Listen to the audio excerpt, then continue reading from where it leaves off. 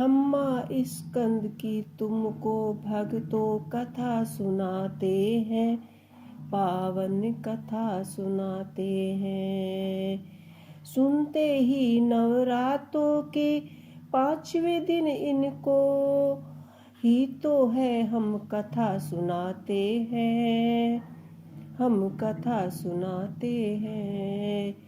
कि तुम भक्तों कथा सुनते हैं, पावन कथा सुनाते हैं। नवरात्रों के 5वें दिन इनकी ही गाथा गाते हैं, हम कथा सुनाते हैं, हम कथा सुनाते हैं। तेरी जय हो स्कंद माता, भक्तों के भाग्य विधाता।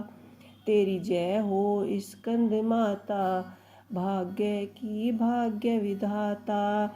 भक्त जने आज नवरात्रों के पावन पर्व का 5वां दिन मनाते हैं, 5वां दिन मनाते हैं। नव दुर्गा 5 रूपों में स्कंद माता है, अतः आज इस दिन की सभी भक्तों स्कंद माता के रूपों की पूजा करते हैं, हम कथा सुनाते हैं। स्कंद माता का ये रूप बड़ा ही कल्याणकारी है। इनकी पूजा करने से मात्र ही भक्तों के कष्ट और क्लेश से मुक्ति है। स्कंद माता के भक्तों का सदा ही निर्दय रखते हैं।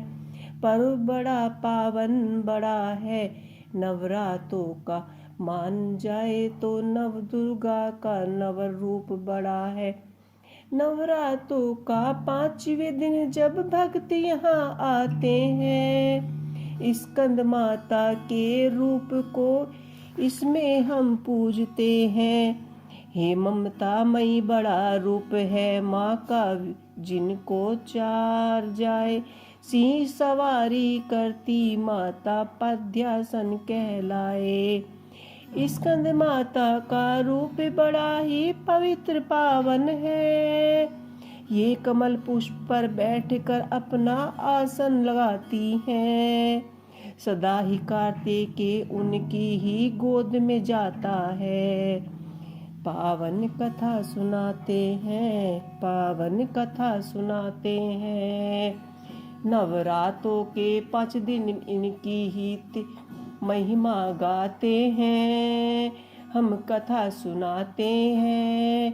तेरी जय हो स्कंद माता, भक्तों की भाग्य विधाता। तेरी जय हो स्कंद माता, भक्तों की भाग्य विधाता। भक्त जने आज 5वें नवरात्रे में हम माता स्कंद के रूप का वर्णन करते हैं, हम वर्णन करते हैं। हम कथा और पूजा विधि वर्णन करें स्कंद की और 4 भुजाएं। हम माता का कमल आसन सजाते हैं, कमल आसन पर विराजमान ही हम उनकी सवारी संध्या है। दाई तरफ की ओर वाली भुजा में भगवान कार्तिकेय है और नीचे वाली भुजा में कमल के पुष्प हैं और ऊपर बाई भुजा में वे मुद्रा में है तथा नीचे वाली भुजा में कमल और पुष्प लाए हैं। माता का यह रूप बड़ा ही कल्याणकारी है, बड़ा ही कल्याणकारी है। हे कैसा नाम पड़ा भक्तों इनका, स्कंद माता का कथा सुनाते हैं, स्कंद माता की कथा सुनाते हैं। माता स्कंद प्राण में ही मिलती है इनकी पावन गाथा। स्कंद नाम में तो उनके पुत्र कार्तिकेय भी आते हैं, पुत्र कार्तिकेय आते हैं।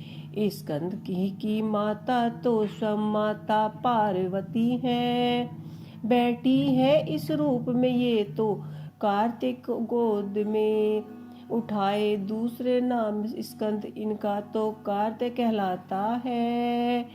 स्कंद माता का कार्तिक कहलाता है।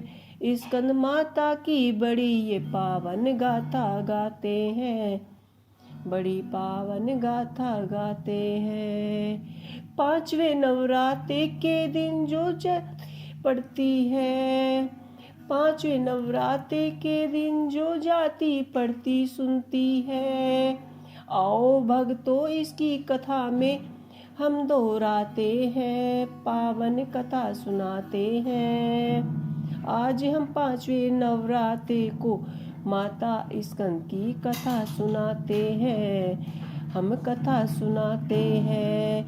तेरी जय हो स्कंद माता, तेरी जय हो स्कंद माता, भक्तों की भाग्य विधाता, तेरी जय हो स्कंद माता, भक्तों की भाग्य विधाता। जनमाता भगवती स्कंद माता के रूप में कब से जाने जाने लगी कि बड़ी ही पावन कथा स्कंद पुराण में भी मिलती है। आज हम इसकी गाथा का वर्णन गाते हैं, चलिए वर्णन सुनते हैं, कथा सुनाते हैं। स्कंद माता की पावन कल्याणकारी कथा सुनाते हैं, हम कथा सुनाते हैं। कथा तार का करशुर नामक दोनों एक बड़ा बलशाली करने लगा ब्रह्मा जी की वो तो कठिन तपस्या के प्रसन्न ब्रह्मा जी को किया है, और अपराता का वरदान उसने तो मांग लिया है। नहीं कोई जानता कि ब्रह्मा बोले इसका वरदान सुनाते हैं, हम कथा सुनाते हैं। हम स्कंद माता जी की तुम्हें कथा सुनाते हैं। जिनके हाथ चाहेंगे उनके हाथ आएंगे, जिनका जन्म लिया है वो सब एक दिन जाएंगे। कथा सुनाते हैं, पावन कथा सुनाते हैं। नवरात्रों के पांचवें दिन इनकी ही तो गाथा गाते हैं, हम कथा सुनाते हैं। तेरी जय हो स्कंद माता, भाग्य विधाता, तेरी ही जय जयकार लगाते हैं, हम कथा सुनाते हैं। जिसने इस धरती पर जन्म लिया है उसकी मृत्यु निश्चित है। तुम कोई ऐसा वरदान मांगो जिसमें हाथ में तुम चाहो मृत्यु उस हाथों से ही हो। तक्षासुर बड़ा ही चालाक था, दिनों माता सती के आत्मदाह कर लिया था। भोलेनाथ वैरागी होकर कैलाश पर्वत गए। तक्षासुर ने ब्रह्मा से वरदान मांग लिया, मेरा वध सिर्फ शिव की ही संतान कर पाए। जानत था वो निर्दयी शिव वहाँ नहीं करेंगे, उनकी संतान होगी इस प्रकार अमरता का वरदान है। जाऊंगा ब्रह्मा जी से तार कुशल ने मांगा मलियान है। वरदान वद मेरी कथा सुनाते हैं, जो शिव की महिमा गाते हैं। संतान जानता वो सती वैराग में भूल गए, वैरागी ना शिव की संतान कोई ना मृत्यु आएगी। ब्रह्मा जी ने मन चाहा उनको वरदान दे दिया। वरदान तार कर शुर को अपनी शक्ति पे हुआ गर्व। अभिमान ऋषि मुनियों का यज्ञवन में उत्पात मचाया है। इंद्रदेव से युद्ध कर कर उनको भी मार भगाया है। पावन गाथा गाते हैं, नवरात्रों में हम माँ स्कंद की गाथा गाते हैं। स्कंद माता के भाग्य विधाता भक्त जनों को इसी प्रकार तक्षासुर ने ऋषि मुनियों के यज्ञ हवन में बांधा उत्पन्न करने के लिए। देवताओं सिंहासन को अधिकार में ले लिया। योजना बना ली क्योंकि उसको ब्रह्मा का वरदान, शिव की संतान के अलावा नहीं कर सकता कोई उस पर वार। युद्ध में हार सकता है दिन प्रतिदिन तक्षासुर का अत्याचार।